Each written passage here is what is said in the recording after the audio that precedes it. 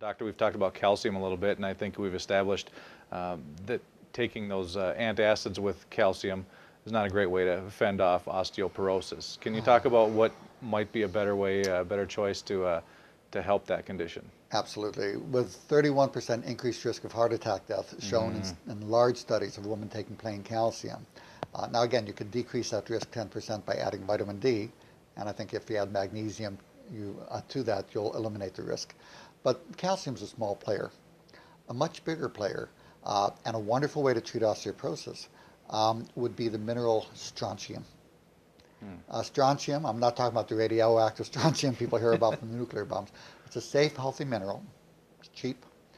It is 170% as effective as Fosamax or other medications that are standard use for the osteoporosis.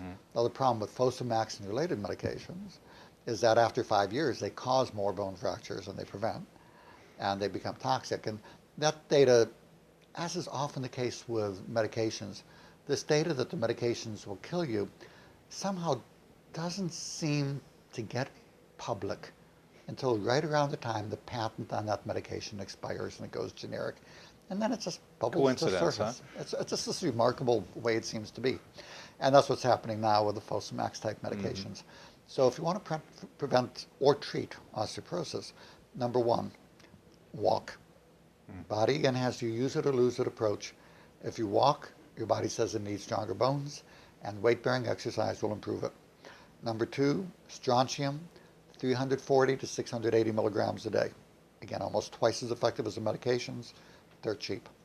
Number three, you want to supplement, and I like a product called OsteoStrong, which is a mix where you get the vitamin D, the calcium, the magnesium, the vitamin K, boron, the silicon. You get a host of nutrients that build bones. So I have people take that in the evening and the strontium in the morning, because the vitamin D, calcium, and strontium affect each other's absorption. Strontium in the morning, OsteoStrong at bedtime. Mild osteopenia or bone thinning, 340 milligrams of strontium. If it's severe enough that you're on the medications, 680 milligrams.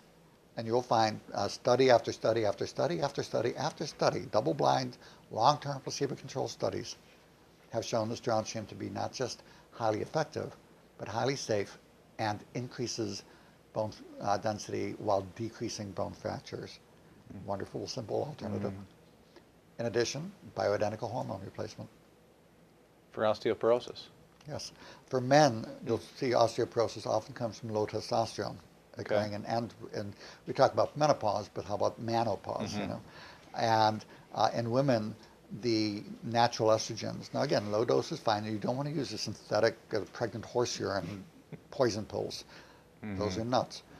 You use a good bioidentical like Biest, and we're finding that we can get by with much lower dosing.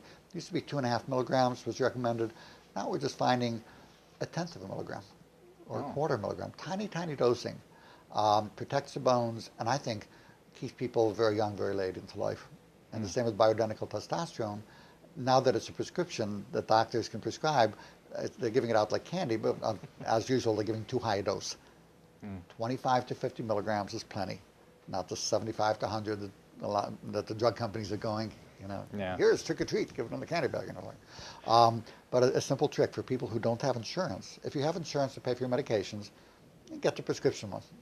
All the estrogen patches are bioidentical.